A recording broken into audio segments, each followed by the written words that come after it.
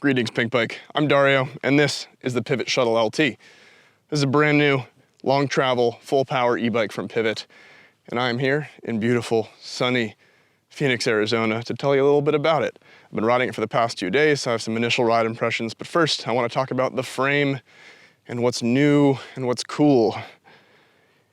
What's cool? A lot of things. What's new? A lot of things. What's not new? This thing uses the Bosch CX Race drive unit and an 800 watt-hour battery. Pivot's been using the Bosch system on a ton of their e-bikes, and I would say they're quite familiar with it. They clearly have dialed in the integration and are familiar with all of the modes. They have a really good tune for things. So on that front, this bike is really well sorted. But there are a lot of new, interesting details on this bike I want to touch on. First and foremost, well, how much travel does it have, Dario? Well, person asking that question, it's got 162 or 165 mil out back and a 170 fork.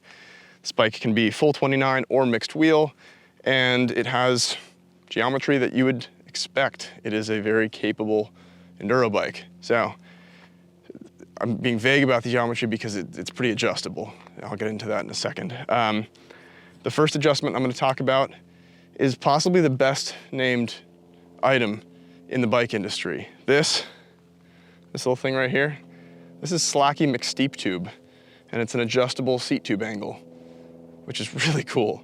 It's a patent pending thing Pivot just came up with for this bike, and it allows you to change between a 76.5 and a 78-degree seat tube angle, meaning that even the Phoenix people and the Bellingham people can get along at long last. People at Pivot kind of pointed fingers at Pinkbike a little bit for being critical of their seat tube angles in the past, and this is a great compromise. I think it makes a ton of sense. It's really well integrated, and it's a really smart, simple thing. I don't suspect that it's too complicated to last the lifetime of the bike, which is cool.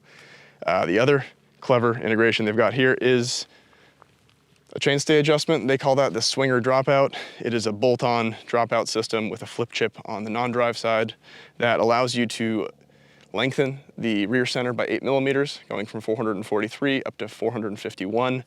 That also changes the wheel travel slightly. So 162 in the short position, 165 in the long. I have been riding both, and I'll touch on those in a second, but they both work quite well. Neither is an extreme number, which is nice. Like the short isn't too short, the long isn't too long. Pretty happy medium. The other adjustment that is pretty typical to Pivot is their high-low flip chip. That is, I'd say, optimized now to fully accommodate for wheel size. So if you're running a 27.5, they'd recommend going in the high mode, and if you're running 29, go in the low mode. You'll have the same geometry across the board, and you can also play with the opposites of those configurations just to see what suits you. One final adjustment on tap that is baked into the frame is a progression adjustment for the lower shock mount. That allows you to go between a fairly high leverage, high progression mode that feels pretty well suited to the rocky and square terrain around Phoenix, or you can go to a lower leverage rate that might suit people with more supportive terrain where you want to really have something to drive into on the bike. Another easy thing to play with, and you'll just have to change your shock pressure and you'll be off to the races. Now, Pivot also integrated a straight gauge head tube on this thing, so you can run reach adjust, angle adjust headsets. It comes stock with just a good old 64-degree head tube angle, which I'm happy about, but if you don't like that, or if the reach isn't quite right for you, you can adjust it with some aftermarket parts. As I mentioned, this bike is full 29 or mixed wheel, but all of the bikes come set up mixed wheel. Also, almost all of the bikes come with a podium, which is sweet because it's a really good fork. I'd say the compliance of the podium and the tune of the feel in the bike's frame feel pretty well matched. You know, e-bikes tend to be quite stiff, but Pivot has been iterating on that frame feel and trying to make their bikes ride more like a trail or enduro bike without a battery in it. And key to that is an interesting technology, I guess, they've been implementing in how they mount the battery into the frame.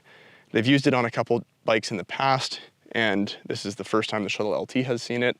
Essentially what it is a nylon end cap on the battery that bolts into the frame and makes it so that if the frame wants to torsion, it can do so without the battery impeding that or without the battery itself getting twisted.